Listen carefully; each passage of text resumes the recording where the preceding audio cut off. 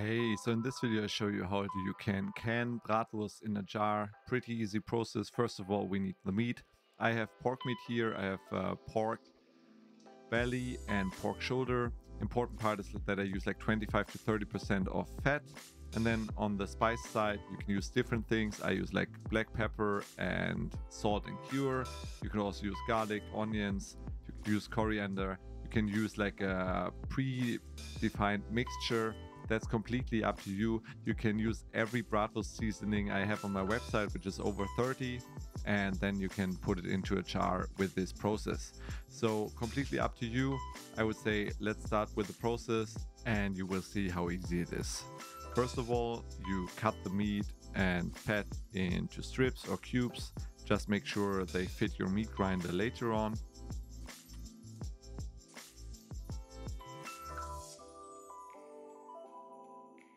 And then you put it in the freezer to get a bit firm. That makes it easier to grind. For grinding, use coarser or finer grind, completely up to you. That's a matter of taste and texture. I use a coarser disc and then put it through like 1.5 times. This gives like a semi-coarse mixture, which I really like, but you do you, go finer, go coarser, works the same. After that, you add your desired spice mix. As you can see here, I'm using salt, cure, and then some fresh herbs from the garden. And I also added some miso and soy sauce to make it more with like an Asian twist. And then you mix everything well. That's pretty important. Take a few minutes and make sure it is like a nice cohesive mass that has a nice binding. Otherwise, it will crumble later on. Now it's time to fill it into your desired jars. There are multiple ways. If you have a sausage stuffer, you can also fill it with the sausage stuffer into the jar.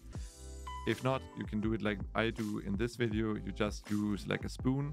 Just make sure that you don't trap too much air in it. Make sure like there are as little as possible like air bubbles within the jar.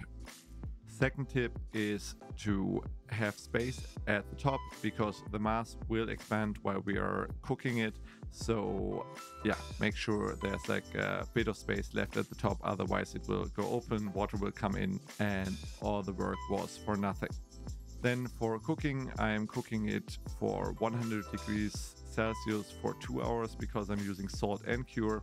If you don't want to use cure and you only want to cook it in with salt, I have like 3 different options in the blog post below. You can read it, it also works. You can use like pressure canning and then also cooking it in twice, or like I do, like curing salt makes it pretty easy. When it's cooled down, as you can see here, you can cut it into strips, for example. You can also see the fat and there's a bit of aspic in the jar. That's completely normal. And yeah, I put it on some bread and I would say let's give it a taste test. And yeah, it tastes exactly like if you would do it like in a casing, like the sausage. However, this way it is preserved. I can completely recommend, especially for beginners. Everything is also in the article below. If you liked the video, then please give me a thumbs up, subscribe to the channel, and I'll see you in the next one. Bye bye.